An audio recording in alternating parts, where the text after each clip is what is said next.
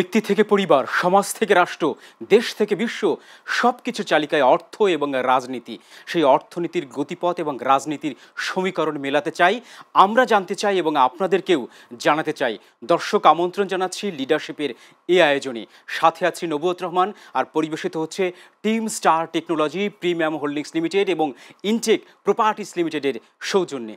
দর্শক, অর্থনীতি নিয়ে কথা বলতে চাই, রাজনীতি নিয়ে কথা বলতে চাই। রাজনীতির বর্তমান অবস্থা কেমন রয়েছে? কয়েকদিন আগে হয়ে গেল ডাকসু এবং জাকসু নির্বাচন, এবং আগামী নির্বাচনে কতটা প্রভাব ফেলবে এ বিষয় নিয়ে কথা বলতে দুজন সম্মানিত লিডার আমাদের এই স্টুডিওতে যুক্ত আছেন। প্রথমেই আমি বাম দিক থেকে পরিচয় করিয়ে দিতে চাই আব্দুল কাদের, প্রেসিডিয়াম সদস্য ও মুখপাত্র, ভাসানী জনশক্তি পার্টি। এরপরে আমার ডান দিকে রয়েছেন advocate doctor Shahfuz Alam Apu, BNP নেতা। আপনাদের দুজনকে স্বাগত জানাচ্ছি আমাদের এই আলোচনায়।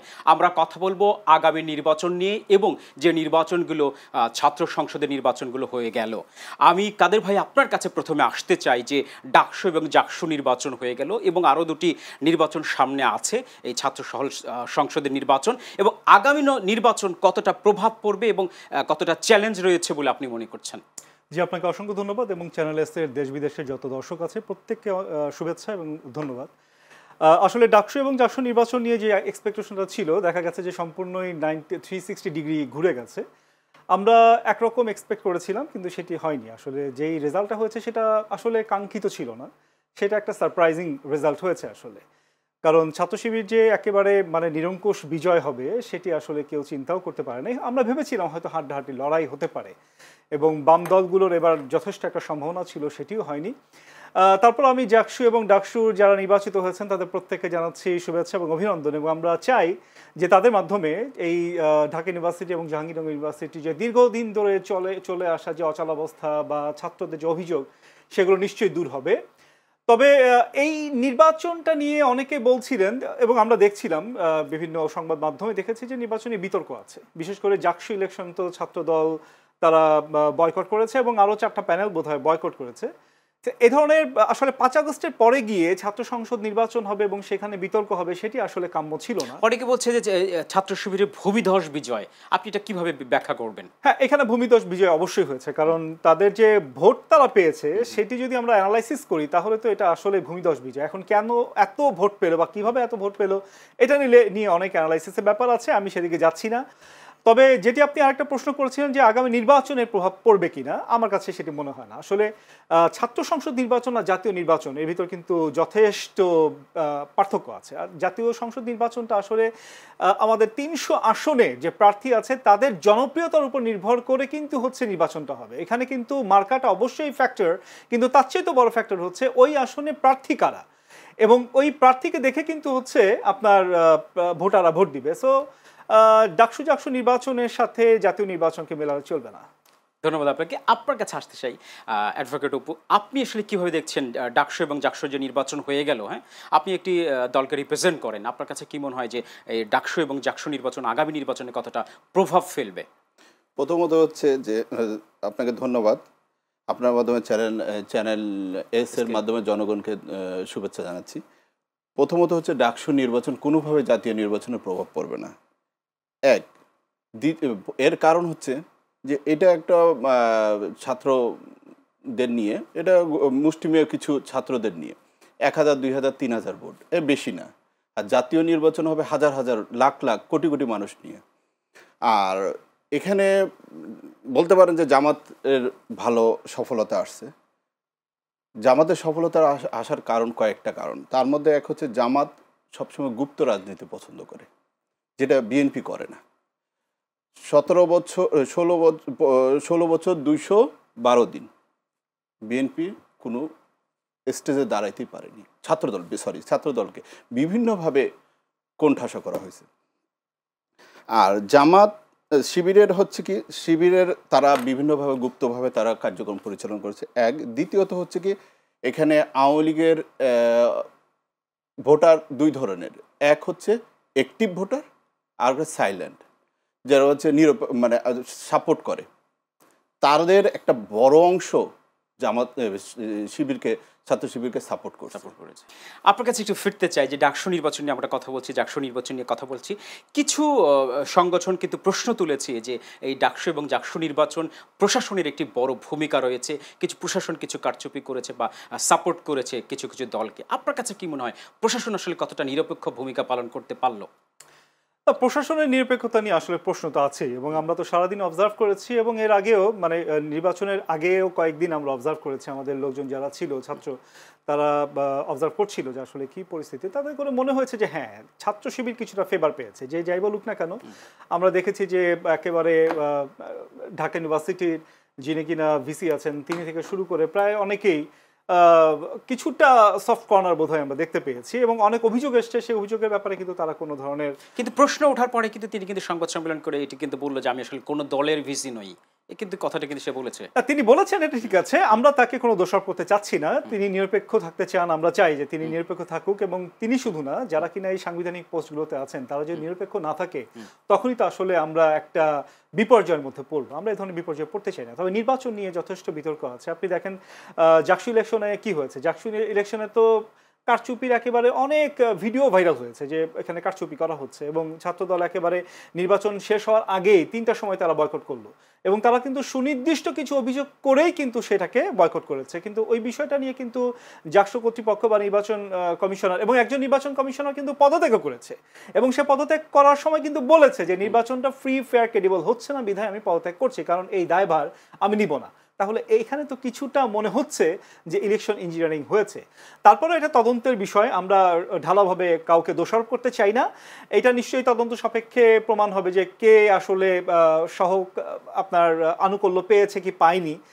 তবে এ ধরনের নির্বাচনটা হওয়া উচিত নিরপেক্ষ। আর 5 আগস্টের পরে আসলে যেখানে আওয়ামী লীগ নাই, যেখানে ছাত্রলীগ নাই, সেখানে আসলে এই নির্বাচনগুলো নিয়ে বিতর্ক হবে, এটাই মেনে নেওয়া যায় না। ধন্যবাদ আপনাকে। আমি একটু আপনার কাছে ফিরতে চাই, আসতে চাই। আপনি জাতীয়তাবাদী রাজনীতির সাথে যুক্ত রয়েছেন। কেউ কেউ বলছেন, আমাদের সিনিয়র সাংবাদিক মাসুদ কামাল বলেছেন যে বিএনপি চাপে রয়েছে। আগামী নির্বাচনে কি আসলে সত্যি কি বিএনপি চাপে রয়েছে কিনা? আগামী নির্বাচনে বিএনপি অবশ্যই চাপে আছে। প্রথমত হচ্ছে তারা তাদের অ্যাক্টিভিটিস যেভাবে চালানোর কথা সেভাবে চালাতে পারতেছে, ফ্রি ফেয়ারভাবে চালাতে পারতেছে না। আর হচ্ছে নির্বাচন চাপের কারণ হচ্ছে যে এই যে ডাকসু নির্বাচন, এই নির্বাচন আমি কোনোভাবে চাপ মনে করি না। আর যেসব চাপ আছে আমার মনে হয় না বিএনপি সেগুলোকে ওগুলা তোয়াক্কা করবে, ওভারকাম করা বিএনপির কোনো ইয়াই নাই, ও ইজিলি ওভারকাম করতে পারবে। আগামী নির্বাচনটাকে আসলে আপনি কিভাবে দেখছেন? আগামী নির্বাচন কোন পথে যাচ্ছে এবং আপনাদের পরিকল্পনা কি আগামী নির্বাচনকে ঘিরে? আগামী নির্বাচন অবশ্যই কঠিন হবে। আমাদের চেয়ারপারসন, অ্যাক্টিং চেয়ারপারসন অলরেডি বলছে যে অত সোজা হবে না যত আমরা ভাবতেছি। এর জন্য আমাদেরকে ঐক্যবদ্ধভাবে প্রতিহত। কিন্তু আপনাদের নেতাকর্মীদের মধ্যে কিন্তু একটা উচ্ছ্বাস আছে যে আমরা মনে হয় ক্ষমতায় চলে এসেছি বা ক্ষমতায় আসছি, এরকম কিন্তু একটা কথা কিন্তু রয়েছে। এটা জাকসু নির্বাচনের মাধ্যমে বোঝা যাচ্ছে আমাদের আগামী নির্বাচন অত সুখমর হবে না যতটুকু আমরা মনে করতেছি। আমাদের লিডার তারেক রহমান অলরেডি বলছে যে যতটুকু আমরা মনে করতেছি ততটুকু না। তারপরও গ্রামগঞ্জে পাড়া মহল্লায় মনে করতেছে আমরা ক্ষমতায় চলে আসছি। তার এই জাকসু নির্বাচন তাদের মোটিভটাও চেঞ্জ হয়ে গেছে। আপনি তো মাঠ পর্যায়ে কাজ করছেন, একদম চাঁপাইনবাবগঞ্জে কাজ করছেন। আপনার কাছে কি মনে হয় মাঠ পর্যায়ে থেকে মনে হচ্ছে কি যে মানুষের মধ্যে যে আকাঙ্ক্ষা তৈরি হয়েছিল বিএনপিকে ঘিরে, সেই আকাঙ্ক্ষার আসলে কতটা প্রত্যাশা পূরণ করতে পারছে বিএনপি? প্রত্যাশা পূরণ করার এখনো সময় আসেনি, আসবে। আর তারা এখনো আশাবাদী, প্রচুর সারাবাচী। বিএনপির জন্য তারা অধীর আগ্রহে বসে আছে। কে নির্বাচন করবে, কে নমিশন পাচ্ছে, কে পরবর্তী সরকার হবে, সেগুলো অনেক কিছু জল্পনা কল্পনা চলতেছে প্রত্যন্ত এলাকায়। চায়ের দোকানেও কন্টিনিউসলি এটা নিয়ে আলাপ হচ্ছে। আমরা আশাবাদী আমরা ক্ষমতায় আসব, বাট কে নমিনেশন পাবে, কে ক্ষমতায় আসবে সেটা ভবিষ্যতে বলে দিবে। ধন্যবাদ আপনাকে। আব্দুল কাদের ভাই, আপনার কাছে আসতে চাই। আপনি নিশ্চয়ই জানেন যে মাননীয় প্রধান উপদেষ্টা 4 জন রাজনৈতিক কর্মীকে নিয়ে সে জাতিসংঘের কিন্তু অধিবেশনে যোগ দেওয়ার জন্য কিন্তু উড়াল দিচ্ছে। তো এই যে মনে হয় যে এদিকে মাঠে একটা সরগরম দেখতে পাচ্ছি, মাঠের একটা ভঙ্গুর অবস্থা দেখতে পাচ্ছি, অথচ 4 জন নেতাকর্মীকে নিয়ে কিন্তু 4টি দলের নেতাকর্মীকে প্রধান উপদেষ্টা কিন্তু এখন জাতিসংঘের উদ্দেশ্যে। আপনার কাছে কি মনে হয় এই বিষয়টা আসলে কীভাবে দেখছেন? এই বিষয়টা একদিকে পজিটিভ, আর একদিকে কিছুটা কনফিউজিং। পজিটিভ এই অর্থে যে হ্যাঁ আমরা যে ইউনাইটেড আছি 5 আগস্টের পরে যে আমরা সকল রাজনৈতিক দল ইউনাইটেড ছিলাম এবং এই সরকারকে কিন্তু আমরা মানে পরিপূর্ণভাবে সহযোগিতা করেছি। আপনি দেখেন ঐকমত্য কমিশনের প্রতিটা মিটিংয়ে কিন্তু গণতন্ত্র মঞ্চ ছিল, বিএনপি ছিল। বিএনপি কিন্তু একটা মিটিংও বয়কট করে নাই বা তারা বিরত থাকে নাই। গণতন্ত্র মঞ্চ থেকেও আমরা একেবারে সরব ছিলাম এবং সরকারের যতগুলো বিষয় নিয়ে আলোচনা হয়েছে প্রায় প্রত্যেকটা বিষয়ে আমরা একমত হয়েছি, হয়তো বা 2-1টা বিষয় ছাড়া। তো সেক্ষেত্রে ধরেন আমরা যে ইউনাইটেড, এটা কিন্তু এখানে প্রমাণিত হলো যে হ্যাঁ ডক্টর মোহাম্মদ ইউনূসের পেছনে আমরা সবাই আছি, তার লিডারশিপকে আমরা মেনে নিচ্ছি এবং এখনো পর্যন্ত আমাদের মধ্যে দ্বন্দ্ব, ফ্যাসাদ বা বিভ্রান্তি নাই। তবে আরেকটা কনফিউজিং হচ্ছে যে আসলে ডক্টর মোহাম্মদ ইউনূস তো নির্বাচনের কথা বলেছেন এবং বিএনপি আসলে এখন ধরেন বিএনপি অ্যাক্টিং চেয়ারপারসন যখন কিনা ডক্টর মোহাম্মদ ইউনূসের সাথে বৈঠকে বসলেন লন্ডনে, তো তারপরে আমরা ভেবেছিলাম যে হয়তো বা পরিবেশটা একটু অন্যরকম হবে আর কি, মানে বিএনপির ফেভারে কিছু যাবে বোধ হয়। কিন্তু আমরা ডাকসু ইলেকশনের পরে একটা কেমন যেন চাপা উত্তেজনা আমরা পাচ্ছি আর কি। তো ওই দিক থেকে বিবেচনা করলে একটু কনফিউজিং, বিএনপি কি এই মুহূর্তে জাতিসংঘে যাওয়াটা খুব জরুরি ছিল কিনা। মানে এনসিপি তো যাবে, যেহেতু অনেকেই বলে তারা কিংস পার্টি, সো এনসিপি যেতেই পারে বা জামাতে ইসলামও যেতে পারে, কারণ সরকারের সাথে তাদের খুব ভালো একটা সখ্যতা আছে, বিএনপিরও আছে। কিন্তু বর্তমান পরিস্থিতিতে যেহেতু আগামীতে ইলেকশন, এখন তাদের অনেক কাজের ব্যাপার আছে, তো সেক্ষেত্রে বিএনপি কি মানে কোনোভাবে একটা ভুল করে বসলো কিনা, এটা নিয়ে রাজনীতির মাঠে অনেক কথাবার্তা আছে। প্রতিনিয়ত কিন্তু রাজনীতির রং বদলাচ্ছে, এই বিষয়টা নিয়ে আমরা আরও কথা বলতে চাই এবং জানতে চাই। নিতে চাই ছোট্ট একটা বিরতি। দর্শক, আপনারা দেখছেন লিডারশিপের এই আয়োজনে নিতে চাই ছোট্ট একটা বিজ্ঞাপন বিরতি।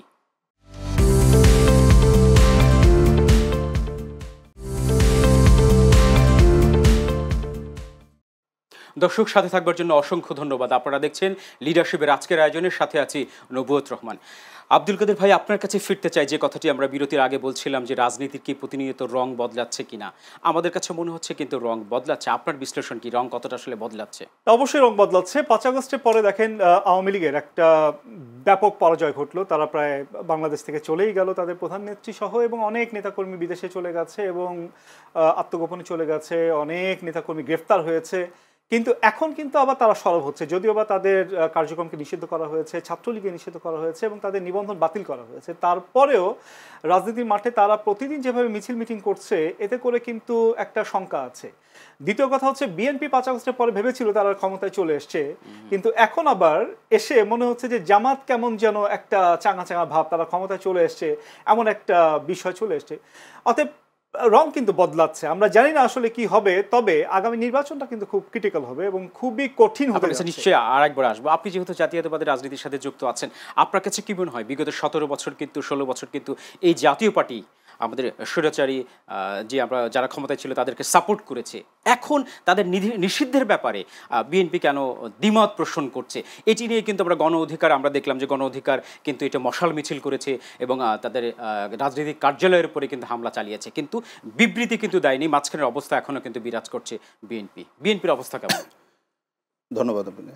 প্রথমত হচ্ছে যে নিষিদ্ধর পক্ষে আমি না।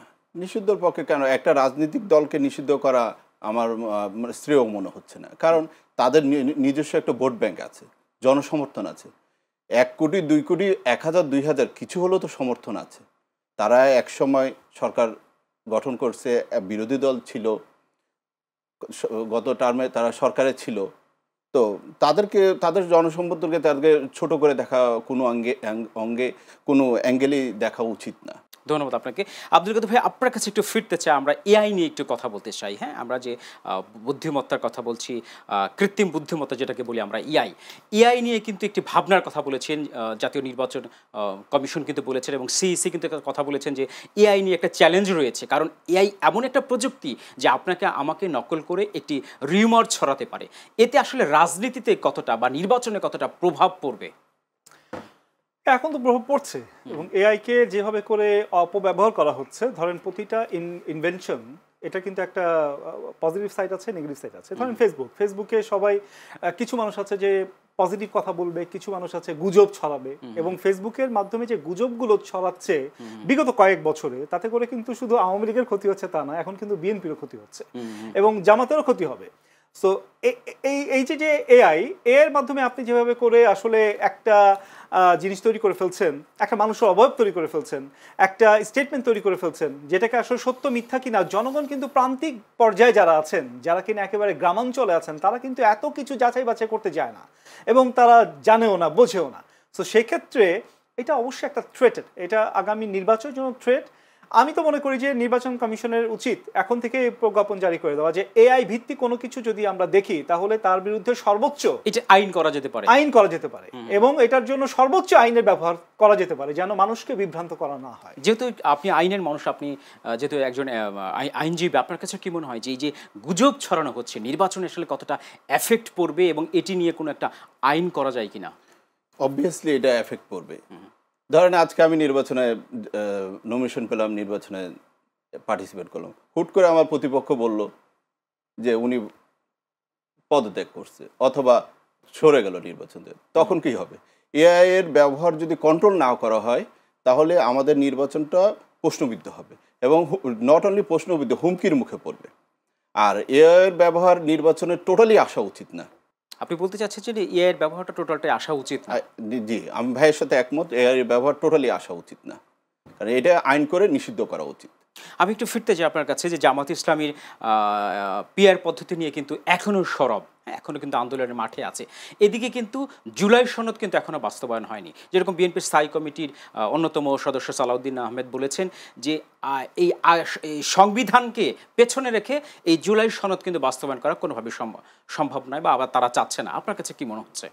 না, জুলাই সনদ নিয়ে তো আসলে বাস্তবায়নের ক্ষেত্রে এটা নিয়ে অলরেডি মিটিং হচ্ছে এবং গত দুটো মিটিং কিন্তু শুধু জুলাই সনদ বাস্তবায়ন কীভাবে হবে সেটা নিয়েই হয়েছে। আমি আশাবাদী যে জুলাই সনদ বাস্তবায়ন হয়ে যাবে এবং বিএনপিও হয়তো বা আন্তরিকভাবেই কাজ করছে এবং সালাউদ্দিন সাহেব তো প্রতিদিনই তিনি অত্যন্ত আন্তরিকতার সাথেই এই ব্যাপারগুলোকে এক্সপ্লেনেশন করছে।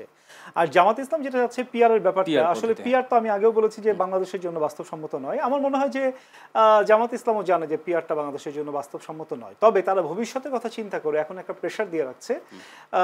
তারা নির্বাচনেও যাবে এবং প্রচলিত যে আমাদের ওয়েস্টমিনিস্টার পদ্ধতি সেটাতেই তারা নির্বাচনে আসবে। জামাত ইসলামের জেনারেল সেক্রেটারি মিয়া গোলাম পরোয়ার তিনি কিন্তু বলেছেন যে একবারের জন্য হলেও আমরা এই পিআর পদ্ধতির টেস্ট স্বরূপ দেখতে চাই, এরকম একটা কথা কিন্তু বলেছেন। সেটা এই মুহূর্তে আসলে বাস্তবসম্মত না। আগামী যে নির্বাচন সেই নির্বাচনে মোটামুটি সবকিছুই কমপ্লিট করা হয়ে গেছে, একেবারে ভোটার তালিকা প্রণয়ন থেকে শুরু করে যা যা নির্বাচন কমিশনের অ্যাক্টিভিটি আছে সেগুলো হচ্ছে। সো পিআর পদ্ধতিটা এটা আসলে রাজনীতির মাঠ গরম করার একটা ব্যাপার। আপনি জানেন যে ধরেন যে কোনো একটা বিষয় নিয়ে যদি আপনি মাঠে থাকেন তাহলে নেতাকর্মীরা উজ্জীবিত হয়। তো জামাত ইসলাম নির্বাচনের আগে, এটা আমার ব্যক্তিগত ধারণা, নির্বাচনের আগে তার নেতাকর্মীদেরকে উজ্জীবিত করার জন্য একটা ইস্যু তৈরি করেছে এবং সেই ইস্যু নিয়ে ধরেন আজকে থেকে কিন্তু শুরু হয়ে গেছে এবং আগামী হয়তো 15 দিন বা 1 মাস তারা এই ব্যাপারটা নিয়ে আরও কয়েকটা তাদের দফা আছে, হয়তো বা আপনি দেখেছেন 6 দফা নিয়ে তারা করছে কাজটা এবং 8 দল প্রথমে ছিল, পরবর্তীতে বোধহয় 2 দল নাই এর সাথে। সো তারা মাঠে থাকবে, তাদের যে রাজনৈতিক কর্মী আছে তাদেরকে আসলে উজ্জীবিত রাখার চেষ্টা করবে। এখানে মির্জা ফখরুল ইসলাম আলমগীরের কথা যেটা আসছিলেন, আমি বলি যে নিষিদ্ধের ব্যাপারে তিনি কিন্তু বিজনেস স্ট্যান্ডার্ডে একটা আপনার ইন্টারভিউ দিয়েছে। সেই ইন্টারভিউ কিন্তু তিনি বলেছেন যে আমরা কোনো দল নিষিদ্ধের পক্ষে না এবং আওয়ামী লীগের নিষিদ্ধের পক্ষে কিন্তু তারা প্রথমে রাজিই ছিল না, কিন্তু সরকার যখন নির্বাহী আদেশে তাদেরকে নিষিদ্ধ করা হলো অর্থাৎ তাদের কার্যক্রম নিষিদ্ধ করা হলো তখন তারা সাধুবাদ জানিয়েছে, কিন্তু তারা কিন্তু বলে নাই যে এটা হওয়া উচিত ছিল বা এটা হয়েছে দেখে আমরা খুশি হয়েছি, তারা সাধুবাদ জানিয়েছে। কিন্তু এই বিজনেস স্ট্যান্ডার্ডের লাস্ট যে ইন্টারভিউ আপনি দেখলে হয়তো বা বুঝবেন, সেখানে কিন্তু মির্জা ফখরুল ইসলাম আলমগীর বলেছেন যে না, আমরা এখনো পর্যন্ত কোনো রাজনৈতিক দলকে নিষিদ্ধের পক্ষে না, সেটা আওয়ামী লীগ হোক বা জাতীয় পার্টি হোক, এবং এটাই হওয়া উচিত। আসলে পৃথিবীর ইতিহাসে কিন্তু আপনি দেখবেন যে রাজনৈতিক দলকে নিষিদ্ধ করে খুব বেশি যে সুফল পাওয়া গেছে ব্যাপারটা কিন্তু তা হয়নি। অতএব গণতন্ত্রের স্বার্থে, দেশের রাজনৈতিক সৌন্দর্যের স্বার্থে অবশ্যই এই নিষিদ্ধ খেলাকে বাতিল করা উচিত। ধন্যবাদ আপনাকে। আপনার কাছে একটু ফিরতে চাই, যেহেতু পিআর পদ্ধতি নিয়ে আমরা কথা বলছি, জামাত ইসলাম কিন্তু পিআর পদ্ধতি নিয়ে কিন্তু এখনও মাঠে সরব রয়েছে। আপনার কাছে কি মনে হয় যে পিআর পদ্ধতি আসলে কতটা সুখকর বা সফলতা নিয়ে আসবে বলে আপনার কাছে মনে হয়? বাস্তবে পিআর পদ্ধতি আমাদের দেশের জন্য সুখকর হবে না, কারণ এর জামাত চাচ্ছে যে মাঠ গরম করে রাখা, একটাই উদ্দেশ্য মাঠ গরম করার জন্য কিছু ইস্যু নিয়ে আসতেছে, দেন তারা মাঠ গরম করতেছে। পিআর পদ্ধতি এইবারও না, নেক্সট কয়েক ইলেকশনও আমাদের সম্ভব হবে না। পিআর পদ্ধতি করতে গেলে আমাদের সেরকম প্রস্তুতি থাকতে হবে। আমাদের নেতাকর্মী বলেন, ভোটাররা বলেন, তারা কি এটা অবগত আছে? পিআর পদ্ধতি আপনি যদি গ্রামগঞ্জে যান, পিয়ার কি সেটাই বুঝে না, পিয়ার পদ্ধতি কি বুঝে না। আপনি একটা নতুন একটা পদ্ধতি আইনের চাপাই দিবেন, তারা কি সেটা কি অ্যাডপ্ট করতে পারবে? তারা কি সেটা বুঝতে পারবে? আমাদের দেশে কৃষক আছে, শ্রমিক, ডেলি লেবার যারা আছে, তারা কি এটা সম্পর্কে অবগত আছে? আগে পিয়ার পদ্ধতি যদি করতে হয় তাহলে এলাকায় আগে বিভিন্ন গ্রামগঞ্জে মাঠ পর্যায়ে তাদের সচেতনতা বাড়াইতে হবে, তারপরে আপনি এই পদ্ধতি নিয়ে আসতে পারেন। হুট করে একটা পিয়ার পদ্ধতি চাপাই দিবেন, এটা কোনোভাবেই সম্ভব না। জামাত চাচ্ছে যে তাদের মাঠ গরম রাখতে, তার জন্য পিয়ার পিয়ার বলতেছে। আমি একটু আপনার কাছে ফিরতে চাই। জামাত ইসলাম কিন্তু মাঠের রাজনীতিতে অনেক বুদ্ধিমত্তার কাজ করছে। আপনার কাছে কি মনে হয় যে এই যে তারা বুদ্ধির খেলা দেখাচ্ছে মাঠের রাজনীতিতে, এই কাজগুলো আসলে পেছনের যে তারা মাঠেতে সফলও হচ্ছে, আপনার কাছে বিশ্লেষণ কেমন? জামাতের রাজনীতি দে আর ভেরি স্মার্ট। গত 15 বছরে তারা কিন্তু রাজনীতি মাঠে ছিল না। বিশেষ করে 2013 সালে যে শাপলা চত্বরে হেফাজতের যে একটা ঘটনা ঘটলো, এরপর থেকে কিন্তু তারা মোটামুটি 2014 সালে যে নির্বাচন প্রতিহতর বিষয়ে তারা আন্দোলন সংগ্রামে ছিল। 2014-এর পর থেকে কিন্তু 2024 সাল পর্যন্ত তাদেরকে মাঠে দেখা যায় নাই। আমরা যে আওয়ামী লীগের বিরুদ্ধে আন্দোলন করেছি, সংগ্রাম করেছি, দিনের পর দিন বিএনপির নেতৃত্বে আমরা আপনার যুগপৎ আন্দোলন করেছি, কিন্তু সেখানে কিন্তু জামাতের খুব একটা সম্পৃক্ততা ছিল না 2023-এর 28 অক্টোবর পর্যন্ত। 2023-এর 28 অক্টোবরেই তারা সরব হয়েছিল নটরডেমের সামনে, সেখানে তারা একটা বড় সমাবেশ করেছিল। কিন্তু তারা যে আসলে ভিতরে ভিতরে তারা স্মার্টলি হ্যান্ডেল করছিল তাদের নেতাকর্মীদেরকে, যে তারা বিভিন্ন জায়গাতে উজ্জীবিত রেখেছে, বিভিন্ন রাজনৈতিক দলের মধ্য দিয়ে তারা তাদের নেতাকর্মীকে জিয়ে রেখেছে, সেটা কিন্তু ফলাফল তারা এখন পাচ্ছে। দে আর ভেরি স্মার্ট, তারা সবসময়ের জন্য স্মার্ট। তাদের রাজনীতিটা আসলে প্রচলিত যে রাজনীতি সেটা না, আসলে তারা স্টাডি করে কিভাবে করে আগামী 10 বছর পরে এই দলটাকে নিয়ে যাওয়া যায়। আমি পছন্দ করি বা না করি, আমি জামাতের রাজনীতির যে স্ট্রাকচারটা সেটা আমার ভালো লাগে, যে তারা আসলে খুবই স্মার্টলি সব কিছু ডিল করে। তবে তাদের নিয়ে সমালোচনা আছে, এবং তারা দেখেন যারা কিনা তাদের কঠোর সমালোচক ছিল, বিশেষ করে চরমনই আপনার ইসলামী আন্দোলন কিন্তু জামাত ইসলামের কঠোর সমালোচক ছিল, এবং তার যে পীর একসময় তারা নিজেরা নিজেদের মুখও দেখতো না। হ্যাঁ, মুখও দেখতো না, এবং তারা বলেছিল যে জামাতে ইসলাম এর সাথে একসাথে বসা, একসাথে খাওয়াও হারাম। তো সেক্ষেত্রে দেখেন জামাত ইসলাম স্মার্টলি কিন্তু ইসলামী আন্দোলনকে তারা তাদের জোটে নিয়ে এসেছে, শেষ পর্যায়ে চলে এসেছে, তারা তাদের জোটে নিয়ে এসেছে, এবং একসাথে রাজনীতিও করবে, নির্বাচনও করবে। এবং এখনো পর্যন্ত হেফাজতের আমির কিন্তু প্রায় প্রতিদিনই বলে আসছেন যে জামাত ইসলাম এমন ক্ষতি করেছে ইসলামে যে এই ক্ষতি কাদিয়ানিও করে নাই। এবং রিসেন্টলি তিনি বলেছেন যে জামাত ইসলাম যদি ক্ষমতা আসে তাহলে সুন্নি মতাদর্শ বা যারা কিনা কমি মতাদর্শ আছে এদেরকে ভ্যানিশ করে দিবেন, সেটা আবার প্রতিবাদও করেছে জামাত ইসলাম। সো কিন্তু সবকিছুর পরেও জামাত কিন্তু এই বিষয়গুলোকে স্মার্টলি ডিল করতে পারছে, এবং আগামী নির্বাচনটা খুবই চ্যালেঞ্জিং হবে। জামাতের একটা সুযোগ, সম্ভাবনা কেন যেন অনেকেই দেখতে পাচ্ছে, কারণ রাজনীতির যে স্মার্টনেস গেম সেটা সে খেলতে পারে, এটা সে অলরেডি প্রমাণ করেছে। ধন্যবাদ আপনাদের দুজনকে এই আয়োজনে আসবার জন্য। আপনাকে ধন্যবাদ, এবং চ্যানেল এসকে ধন্যবাদ। দর্শক, আপনাদের ধন্যবাদ জানিয়ে আজকের আয়োজন শেষ করছি। দেখা হবে নিশ্চয়ই আগামী আয়োজনে।